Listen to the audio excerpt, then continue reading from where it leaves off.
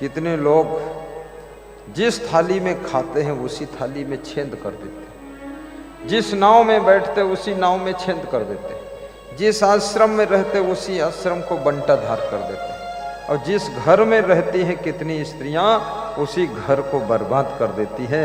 ऐसे गद्दार लोगों को लक्ष्मी छोड़कर चली जाती है। वफादार बनिए, वफादार पत्नी बनो, वफादार पति बनो, वफादार शिष्य बनो और वफादार गुरु बनो। ईमानदार भी बनो। ईमानदारी बहुत बड़ा धन है। जो चीज पैसे से नहीं मिल सकती है वो चीज ईमानदारी से तुमको मिल सकती है। ईमानदारी बहुत बड़ी चीज है। एक बालक उत्तर प्रदेश में बाराबंकी जिले में बड़ी सी परात में चना, मुरमुरा, मूंगफली, चाट बेचता था। उसके पिताजी ने किसी से कर्ज लिया था और कर्ज अदा नहीं कर पाए, पिताजी मर गए। तो उस बच्चे से कर्ज देने वाले पैसे मांगते थे। तुम्हारे बाप ने कर्ज लिया तो तुम पैसा अदा करो।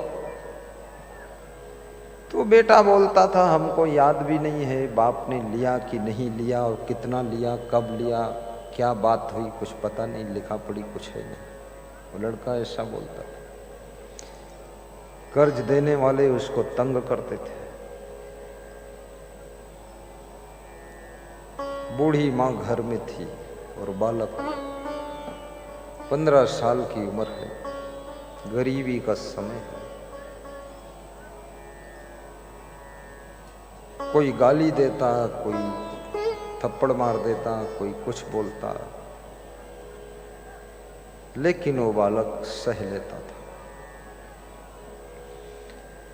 एक दिन वो परात में सब सामान रख करके बेच रहा था, चना, मुरमुरा, मुर्रा और मूंगफली। कोई कर्ज देने वाला आया, उसने उसको लात मारा और उसका जो सामान था वो भी लात मारकर फेंक दिया। कहा तेरा बाप बेईमान, तू बेईमान, तेरी दुकान उकान सब फेंक दूंगा। फेंक दिया। वो बालक उस परात को लेकर के घर आया और मां से रोया कि पिताजी ने कर्ज लिया लेकिन भुगतान मुझे कर रहा है, और लात भी खाया हूं, गाली भी खाया हूं, और मां तू मेरे सिर पर हाथ रख दे, मैं तेरे चरणों में सिर रख देता हूं, तो ऐसा आशीर्वाद दे कि ये गरीबी दूर हो जाए, ये दरिद्रता दूर हो जाए। मां ने सिर पे हाथ रख दिया। बालक रोया, बोला अब मैं धन कमाने के लिए बॉम्बे जा रहा हूं। ट्रेन में बैठ गया, बॉम्बे चला गया। एक किराना की दुकान, सेठ की दुकान थी, उसके सामने वो दिन भर खड़ा रहा। बॉम्बे पहुंचा, उस दुकानदार ने पूछा तू यहाँ क्यों खड़ा, चोर है, कौन है? याद रखना जिस समय संकट में तुम फंसते हो तो हर तरह से संकट ही आता है। ऐसे विकट विकट संकट आते। तो उसने अपनी कहानी सुनाई। दुकानदार सेठ ने कहा कि मैं आपके यहाँ नौकरी करना चाहता हूं। नौकरी रख लिया। कभी दुकान में काउंटर पर 100 रुपये पड़े हैं, कभी 50 रुपये कहीं पड़े हैं। वो बालक रुपये उठा करके दुकान के मालिक को दे देता है कि ये संभालो, ये वहां पड़े थे, इधर उधर कैसे पैसे गिरते हैं आपको। 1 महीने उसकी परीक्षा लिया। ईमानदारी में वो बालक पास हो गया। दुकानदार ने कहा अब तुम मेरे यहाँ ही रहो और यदि पढ़ना चाहो तो पढ़ो। उसकी पढ़ाई भी कराया और अपनी बेटी का विवाह उसी लड़के के साथ कर दिया। एक ही बेटी थी, उस घर का, उस संपत्ति का वो बालक मालिक बन गया। जब वो सेठ की बेटी पत्नी बनी तो उसने कहा कि मेरा घर उत्तर प्रदेश बाराबंकी में है, मेरी बूढ़ी माँ क्या दशा हुई होगी 10 साल में उसकी, तो एक बार देखने की इच्छा है उसको, माँ को देख लो।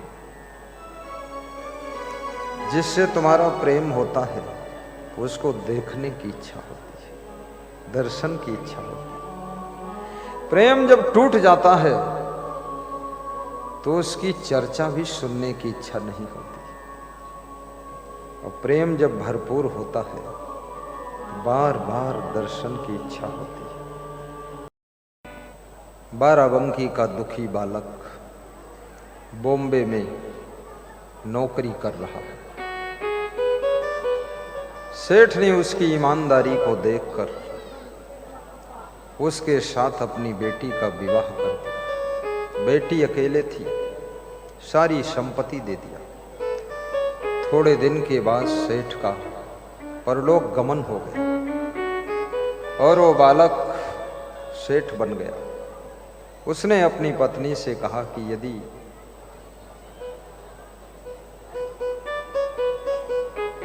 मेरे साथ तुम भी चलो उत्तर प्रदेश बाराबंकी, मेरी माँ बूढ़ी है, कमजोर है, क्या दशा हुई होगी, मर गई होगी कि जिंदा होगी, जरा उसको मिलता हूं चल के। पति पत्नी दोनों कार से आते हैं, ये सत्य घटना है। आ करके अपनी मां से वो बालक मिलता है, सिर में चरण रख, सिर चरणों में रख देता है और मां से कहता है एक बार और आशीर्वाद दो, एक बार तूने मां आशीर्वाद दिया तो मैं सेठ बन गया, अब फिर से आशीर्वाद दो तो बाराबंकी में एक मंदिर बना दो। और बाराबंकी के लोगों ने मुझको लात मारा था, तो उस मंदिर के गेट पर अपनी मूर्ति लेटी हुई बना दूं। जो मंदिर में दर्शन करने आए अपनी अपनी लात, अपना अपना पांव मेरे ऊपर रख करके तब मंदिर में प्रवेश हो, क्योंकि ये लात खाने वाला बाराबंकी का बालक आज बॉम्बे का सेठ बन गया है। मां ने कहा बेटा मंदिर बना दो, मंदिर बनाया और मंदिर के सामने मेन गेट पर अपनी मूर्ति बनाया।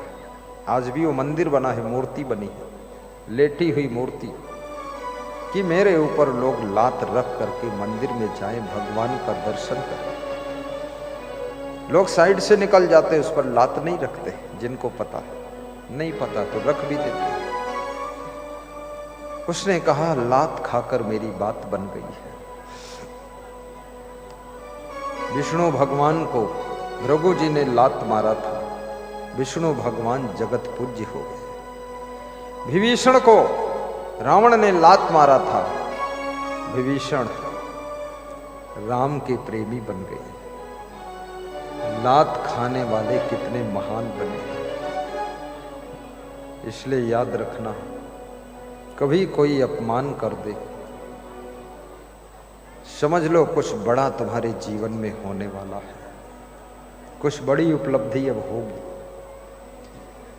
जो सम्मान तुमको नहीं दिला सकता है, उससे बड़ी उपलब्धि तुमको तुम्हारा अपमान दिला सकता है। यदि कोई रिश्तेदार तुम्हारा अपमान कर दे,